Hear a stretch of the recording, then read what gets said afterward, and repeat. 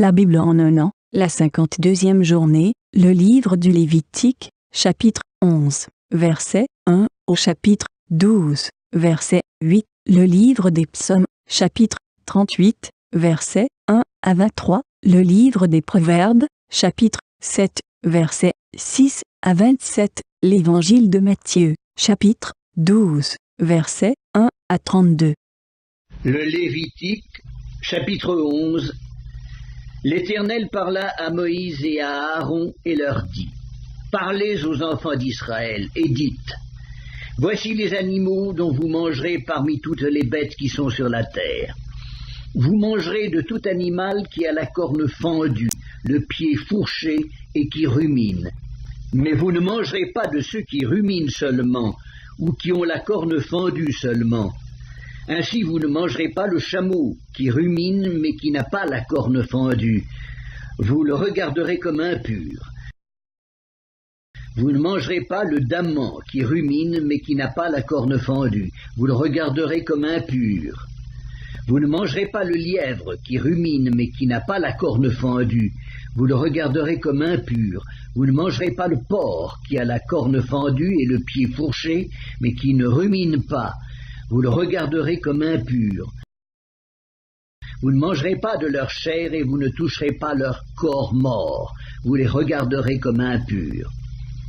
Voici les animaux dont vous mangerez parmi tous ceux qui sont dans les eaux. Vous mangerez de tous ceux qui ont des nageoires et des écailles et qui sont dans les eaux, soit dans les mers, soit dans les rivières. Mais vous aurez en abomination tous ceux qui n'ont pas des nageoires et des écailles, parmi tous ceux qui se meuvent dans les eaux et tout ce qui est vivant dans les eaux, soit dans les mers, soit dans les rivières. Vous les aurez en abomination, vous ne mangerez pas de leur chair, et vous aurez en abomination leur corps mort. Vous aurez en abomination tous ceux qui, dans les eaux, n'ont pas des nageoires et des écailles. Voici parmi les oiseaux ceux que vous aurez en abomination et dont on ne mangera pas: l'aigle, l'orfraie et l'aigle de mer, le milan, l'autour et ce qui est de son espèce, le corbeau et toutes ses espèces, l'autruche, le hibou, la mouette, l'épervier et ce qui est de son espèce, le chat-huant, le plongeon et la chouette, le cygne, le pélican et le cormoran, la cigogne, le héron et ce qui est de son espèce, la huppe et la chauve-souris. Vous aurez en abomination tout reptile qui vole et qui marche sur 4 pieds. Mais parmi tous les reptiles qui volent et qui marchent sur 4 pieds, vous mangerez ceux qui ont des jambes au-dessus de leurs pieds pour sauter sur la terre. Voici ceux que vous mangerez: la sauterelle, le solame, le argol et le agave, selon leurs espèces. Vous aurez en abomination tous les autres reptiles qui volent et qui ont 4 pieds. Ils vous rendront impurs. Quiconque touchera leur corps mort sera impur jusqu'au soir, et quiconque portera leur corps mort lavera ses vêtements et sera impur jusqu'au soir. Vous regarderez comme impur tout animal qui a la corne fendue, mais qui n'a pas le pied fourché et qui ne rumine pas. Quiconque le touchera sera impur. Vous regarderez comme impur tous ceux des animaux à 4 pieds qui marchent sur leurs pattes. Quiconque touchera leur corps mort sera impur jusqu'au soir. Et quiconque portera leur corps mort lavera ses vêtements et sera impur jusqu'au soir. Vous les regarderez comme impurs. Voici parmi les animaux qui rampent sur la terre ceux que vous regarderez comme impurs: la taupe, la souris et le lézard selon leurs espèces, le hérisson, la grenouille, la tortue, le limaçon et le caméléon. Vous les regarderez comme impurs parmi tous les reptiles. Quiconque les touchera mort sera impur jusqu'au soir. Tout objet sur lequel tombera quelque chose de leur corps mort sera souillé: ustensiles de bois, vêtements, peaux, sacs, tout objet dont on fait usage. Il sera mis dans l'eau et restera souillé jusqu'au soir, après quoi il sera pur. Tout ce qui se trouvera dans un vase de terre où il en tombera quelque chose sera souillé, et vous briserez le vase. Tout aliment qui sert à la nourriture et sur lequel il sera tombé de cette eau sera souillée, et toute boisson dont on fait usage, quel que soit le vase qui la contienne, sera souillée. Tout objet sur lequel tombera quelque chose de leur corps mort sera souillé. Le four et le foyer seront détruits. Ils seront souillés et vous les regarderez comme souillés. Il n'y aura que les sources et les citernes formant des amas d'eau qui resteront purs. Mais celui qui touchera de leur corps mort sera impur. S'il tombe quelque chose de leur corps mort sur une semence qui doit être semée, elle restera pure. Mais si l'on a mis de l'eau sur la semence et qu'il y tombe quelque chose de leur corps mort, vous la regarderez comme souillée. S'il meurt à des animaux qui vous servent de nourriture, celui qui touchera son corps mort sera impur jusqu'au soir. Celui qui mangera de son corps mort lavera ses vêtements et sera impur jusqu'au soir, et celui qui portera son corps mort lavera ses vêtements et sera impur jusqu'au soir. Vous aurez en abomination tout reptile qui rampe sur la terre, on n'en mangera point. Vous ne mangerez point parmi tous les reptiles qui rampent sur la terre de tous ceux qui se traînent sur le ventre, ni de tous ceux qui marchent sur 4 pieds ou sur un grand nombre de pieds, car vous les aurez en abomination. Ne rendez point vos personnes abominables par tous ces reptiles qui rampent. Ne vous rendez point impurs par eux, ne vous souillez point par eux, car je suis l'Éternel votre Dieu. Vous vous sanctifierez et vous serez saints, car je suis saint. Et vous ne vous rendrez point impurs par tous ces reptiles qui rampent sur la terre. Car je suis l'Éternel qui vous ai fait monter du pays d'Égypte pour être votre Dieu et pour que vous soyez saints, car je suis saint. Telle est la loi touchant les animaux, les oiseaux, tous les êtres vivants qui se meuvent dans les eaux, et tous les êtres qui rampent sur la terre, afin que vous distinguiez ce qui est impur et ce qui est pur, l'animal qui se mange et l'animal qui ne se mange pas. Le Lévitique, chapitre 12. L'Éternel parla à Moïse et dit, « Parle aux enfants d'Israël et dis, lorsqu'une femme deviendra enceinte et qu'elle enfantera un mâle, elle sera impure pendant 7 jours. Elle sera impure comme au temps de son indisposition menstruelle. Le 8e jour, l'enfant sera circoncis. Elle restera encore 33 jours à se purifier de son sang. Elle ne touchera aucune chose sainte et elle n'ira point au sanctuaire jusqu'à ce que les jours de sa purification soient accomplis. Si elle enfante une fille, elle sera impure pendant 2 semaines, comme au temps de son indisposition menstruelle, et elle restera 66 jours à se purifier de son sang. Lorsque les jours de sa purification seront accomplis, pour un fils ou pour une fille, elle apportera au sacrificateur, à l'entrée de la tente d'assignation, un agneau d'1 an pour l'holocauste et un jeune pigeon ou une tourterelle pour le sacrifice d'expiation.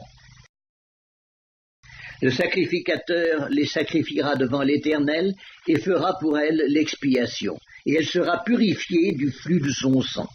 Telle est la loi pour la femme qui enfante un fils ou une fille. Si elle n'a pas de quoi se procurer un agneau, elle prendra 2 tourterelles ou 2 jeunes pigeons, l'un pour l'holocauste, l'autre pour le sacrifice d'expiation.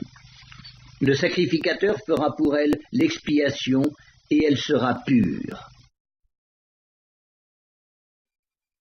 Psaume 38, psaume de David, pour souvenir.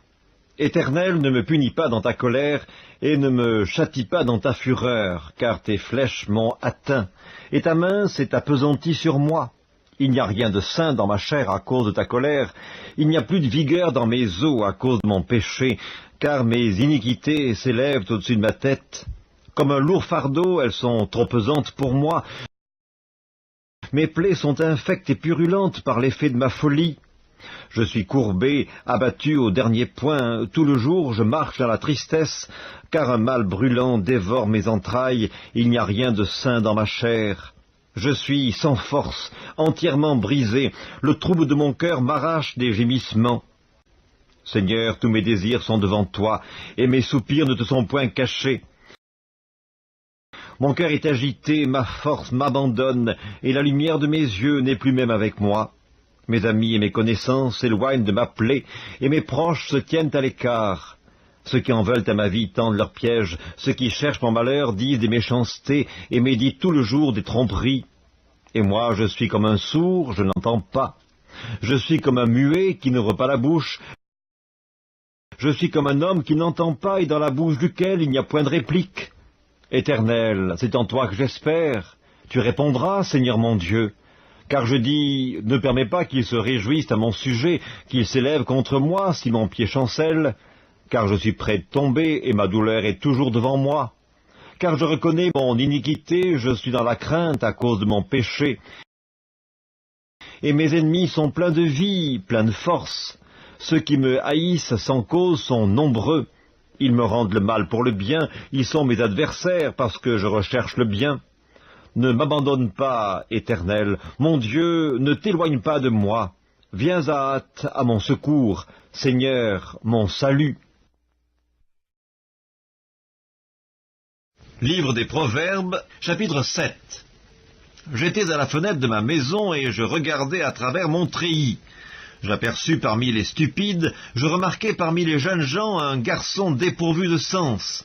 Il passait dans la rue, près de l'angle où se tenait une de ces étrangères, et il se dirigeait lentement du côté de sa demeure. C'était au crépuscule pendant la soirée, au milieu de la nuit et de l'obscurité.